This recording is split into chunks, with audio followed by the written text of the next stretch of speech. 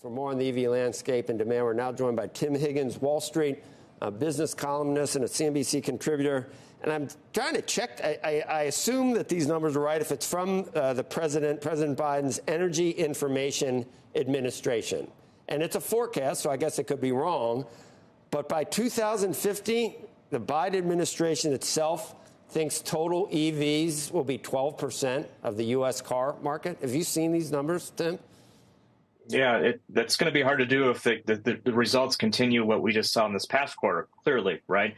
And, you know, the other things we see that the biggest threat, I think, to electric vehicle future, to Tesla's future here in the United States is that vision that Toyota has just made so ubiquitous out there, that hybrid vision for the future of the car. In a lot of ways, for a lot of customers, it's just easier, right? You don't have to worry about a charging station. You don't have to necessarily have the added cost of an EV. It is something that's, it's more attainable in a lot of people's day-to-day lives rather than this, for some people, a very radical shift to EVs.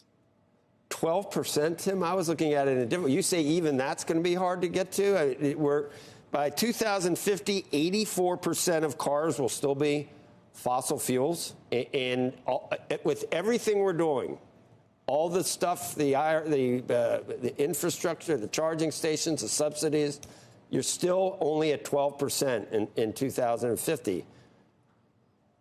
It's a huge adoption, right? We're changing the world, or they want to change the world to electric. We are accustomed to gasoline-powered vehicles. A lot of change. Now, the Biden administration has been very aggressive, right? And money that they are spending to encourage these car makers to make this change. But at the end of the day, it comes down to what customers want to buy. And if you look at surveys of customers, kind of sentiment to buying electric vehicles, their willingness to look at it, it's still a very large percentage of people who don't even want to consider that.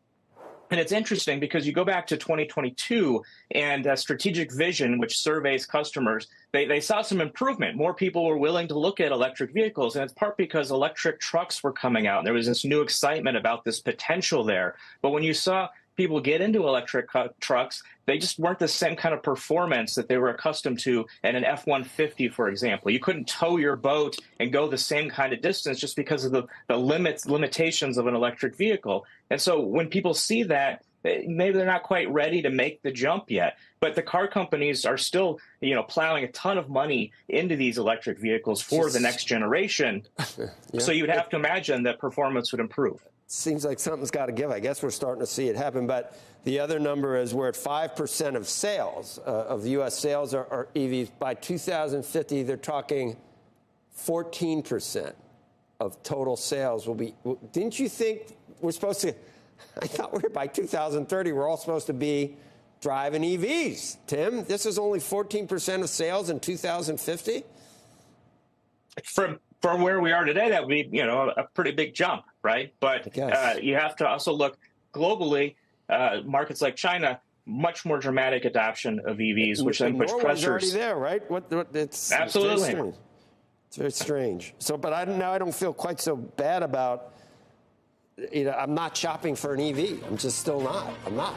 It's a lot of things. I look at the concerns that they list that people have, and I'm like, I like my hybrid. They're like check marks. Yeah. The hybrid's a good deal. You can't drive an EV. No. That new Prius looks pretty slick. No, I've got a looks hybrid better minivan, too. But It doesn't look like a cheese wedge as much as it used to. I think for some people that buy the Prius, they don't want it looking good. I think it's badge of honor. Yeah. It's harder to virtue signal when you got a pretty good looking car. Yeah. Tim Higgins, those are staggering numbers. Anyway, thank you.